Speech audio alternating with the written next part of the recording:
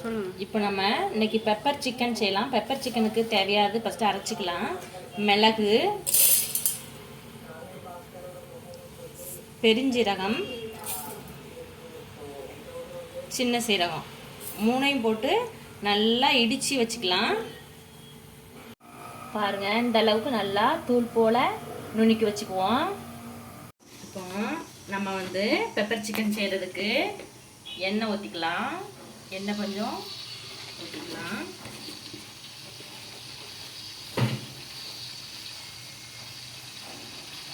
கடுகு 2 போட்டுக்கலாம்.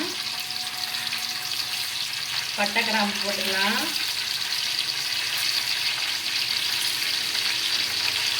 கருவேப்பிலை, வரமிளகாய் போட்டுக்கலாம்.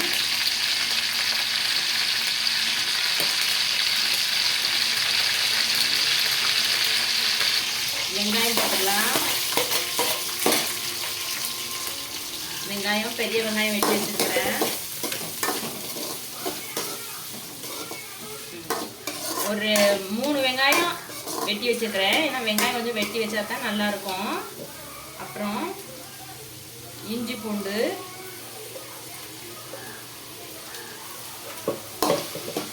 தட்டி வச்சிருக்கு, அதையும் போட்டு நல்லா ப்ரௌன் கலரில் வர வரைக்கும் வதக்கிக்கலாம். இப்போது நல்லா வெங்காயம் பச்சை வாசனை போய் நல்லா ப்ரௌன் கலரில் வர வரைக்கும் வதக்கிக்கோங்க. வதக்கிட்டு அதுக்கு நம்ம வந்து பெப்பர் வந்து நுணுக்கி வச்சுருக்கிற பெப்பரை போட்டுருவோம். போட்டு நல்லா வதக்கணும். அது கூட சேர்ந்து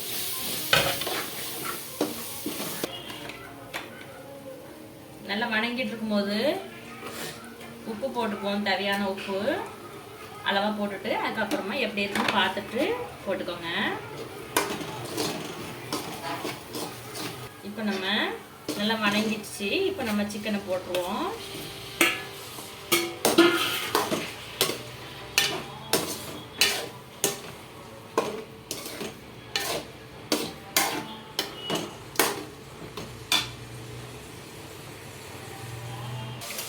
லைட்டாக தண்ணி ஊற்றிக்கோங்க. தண்ணி ஊற்றி வேக வைக்கும் போது லைட்டாக மஞ்சள் போட்டு வேக வச்சுக்கலாம்.